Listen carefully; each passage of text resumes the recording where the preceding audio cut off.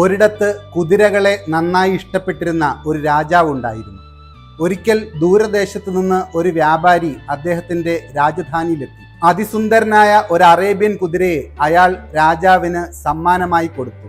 കുതിരയുടെ ഭംഗിയിൽ ആകർഷിതനായ രാജാവ് അയാളെക്കുറിച്ച് ഒന്നും അറിയാതിരുന്നിട്ടും അയാളുടെ കയ്യിലുള്ള മുഴുവൻ കുതിരകളെയും വാങ്ങാമെന്ന് സമ്മതിച്ചു. അതിനായി 5000 സ്വർണ്ണ നാണയങ്ങൾ അയാൾക്ക് മുൻകൂറായി നൽകി. വ്യാപാരി 2 ദിവസത്തിനകം ബാക്കി കുതിരകളുമായി മടങ്ങിയെത്താമെന്ന് ഉറപ്പ് നൽകി.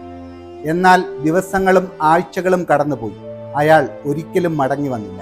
ഒരു സന്ധ്യയിൽ രാജാവ് ഉദ്യാനത്തിലൂടെ നടക്കുമ്പോൾ അദ്ദേഹത്തിന്റെ ഉപദേഷ്ടാവ് ഒരു പട്ടിക തയ്യാറാക്കുന്നത് കണ്ടു. എന്താണ് എഴുതുന്നത്? രാജാവ് ചോദിച്ചു. ഉപദേഷ്ടാവ് ശാന്തനായി മറുപടി നൽകി, ഈ രാജ്യത്തെ ഏറ്റവും വലിയ മൂഢന്മാരുടെ പട്ടികയാണിത്.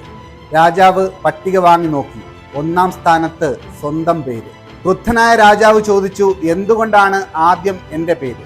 വിനയത്തോടെ ഉപദേഷ്ടാവ് മറുപടി പറഞ്ഞു, യാതൊരു പരിചയവുമില്ലാത്ത ഒരാൾക്ക് 5000 പൊൻപണം കൊടുക്കുന്നയാൾ തീർച്ചയായും മൂഢനാണ്. രാജാവ് ചോദിച്ചു, അങ്ങനെയെങ്കിൽ അയാൾ കുതിരകളുമായി മടങ്ങിയെത്തിയാലോ? ഉപദേഷ്ടാവ് പുഞ്ചിരിയോടെ മറുപടി പറഞ്ഞു, അപ്പോൾ ഞാൻ അങ്ങയുടെ പേര് വെട്ടി അയാളുടെ പേരെഴുതാം. മുൻപരിചയമില്ലാത്തവരെ അന്ധമായി വിശ്വസിക്കരുത്, പ്രത്യേകിച്ച് വ്യാപാര കാര്യങ്ങളിൽ.